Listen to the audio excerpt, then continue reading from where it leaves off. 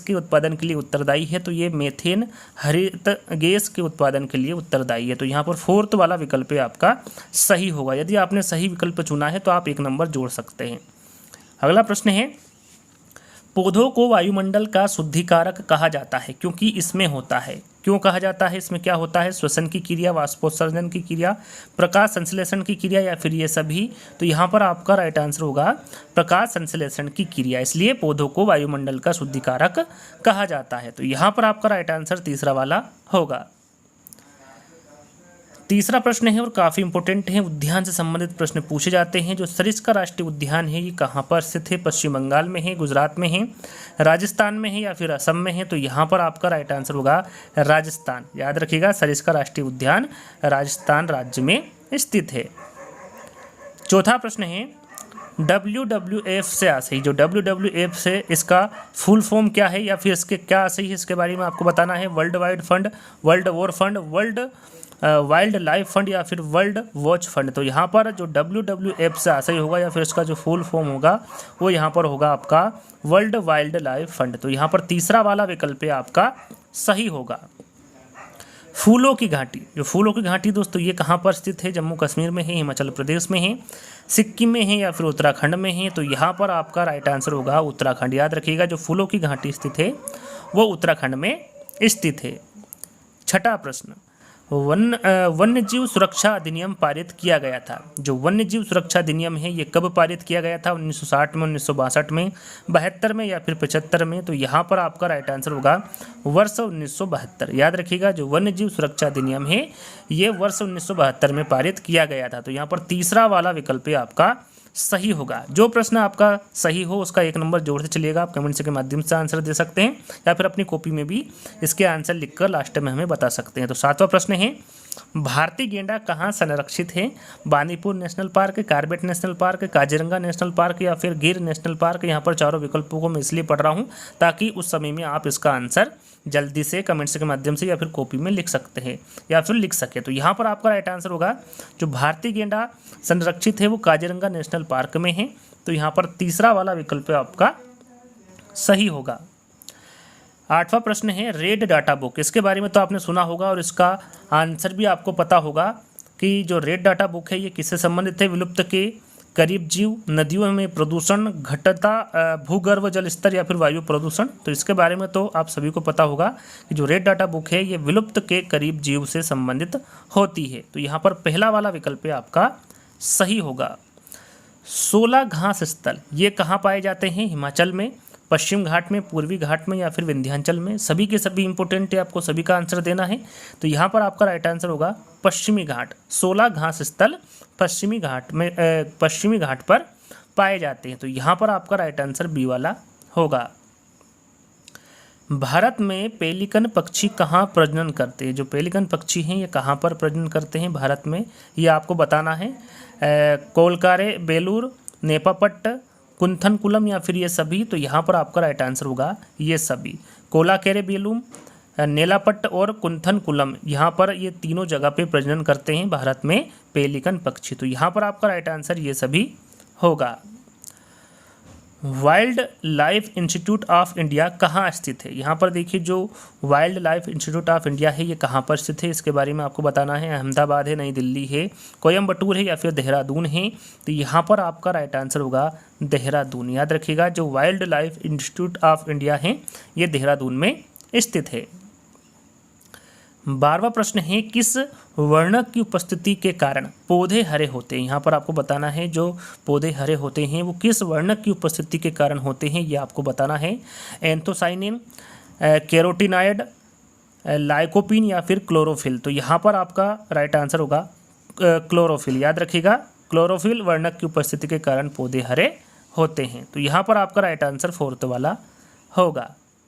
अगला प्रश्न है, पर्यावरण संरक्षण अधिनियम कब बनाया गया है? जो पर्यावरण संरक्षण अधिनियम है ये कब बनाया गया था? 82 में, 86 में, 90 में या फिर 94 में?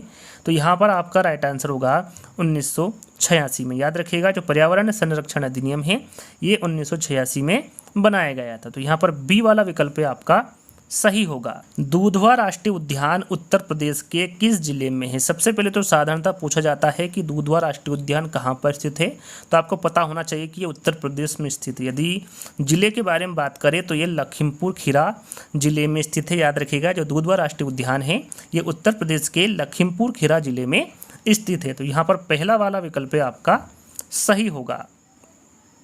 केंद्रीय नियंत्रण प्रदूषण बोर्ड की स्थापना कब हुई? यहाँ पर देखिए, जो केंद्रीय नियंत्रण प्रदूषण बोर्ड है इसकी स्थापना के बारे में पूछा गया है कि इसकी स्थापना कब हुई, 70 में, 72 में, 74 में या फिर 84 में। तो यहाँ पर आपका राइट आंसर होगा 1974 में। याद रखिएगा, जो केंद्रीय नियंत्रण प्रदूषण बोर्ड की स्थापना हुई थी वो 1974 में हुई थी।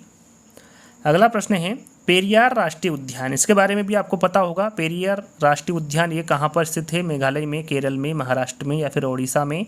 तो यहाँ पर आपका राइट आंसर होगा केरल में। याद रखिएगा, पेरियार राष्ट्रीय उद्यान केरल राज्य में स्थित है।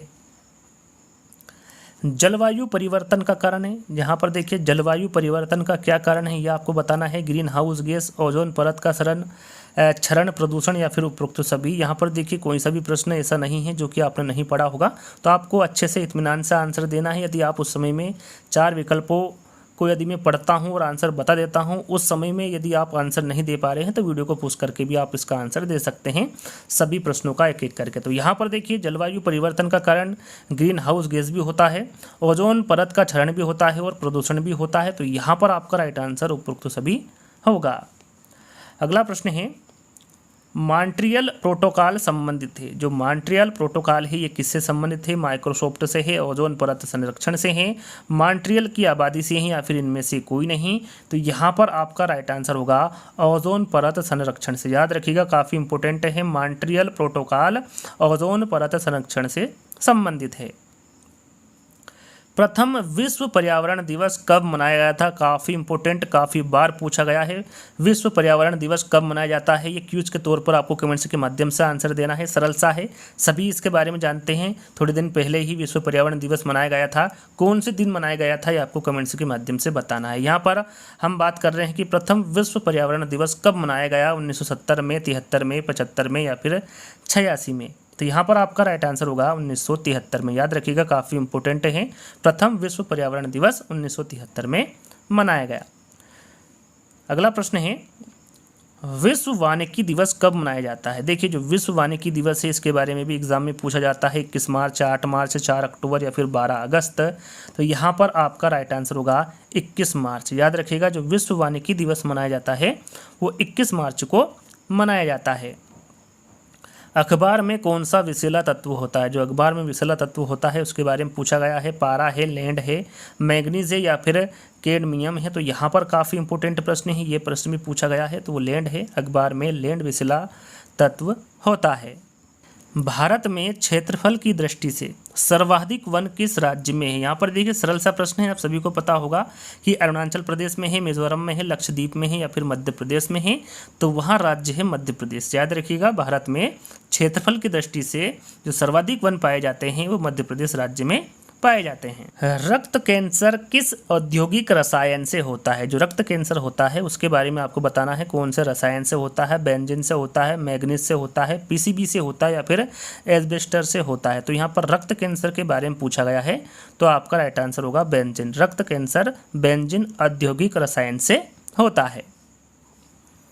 अगला प्रश्न है वातावरण में सर्वाधिक प्रदूषक कौन सी गैस है? तो यहाँ पर देखिए ब्यूटेन है, बेंजीन है, मीथेन है या फिर प्रोपेन है? तो इसके बारे में आप सभी को पता होगा, और मीथेन गैस है। वातावरण में जो सर्वाधिक प्रदूषक गैस होगी वो मीथेन होगी। तो यहाँ पर तीसरा वाला विकल्प आपका सही होगा। घर में हानिकारक विकिरण का सबसे बड़ा स्रोत कौन सा है? फैन है, हीटर है, रंगीन टीवी है या फिर ट्यूब रोशनी है? काफ़ी इंपॉर्टेंट है, इससे संबंधित प्रश्न पूछे जाते हैं। तो आपका राइट आंसर होगा रंगीन टीवी। याद रखिए, घर में हानिकारक विकिरण का जो सबसे बड़ा स्रोत है वो रंगीन टीवी है। तो यहाँ पर तीसरा वाला विकल्प आपका सही होगा। निम्नलिखित में से कौन सा अभ्यारण्य जंगली हाथियों के लिए प्रसिद्ध? यहाँ पर देखिए जंगली हाथियों के लिए कौन सा अभ्यारण्य प्रसिद्ध है, इसके बारे में आपको बताना है। चंद्रप्रभा है, बांदीपुर है, मानस है या फिर पेरियार है? तो याद रखिएगा, वो पेरियार अभ्यारण्य है जो कि जंगली हाथियों के लिए प्रसिद्ध है। तो यहाँ पर डी वाला विकल्प आपका सही होगा।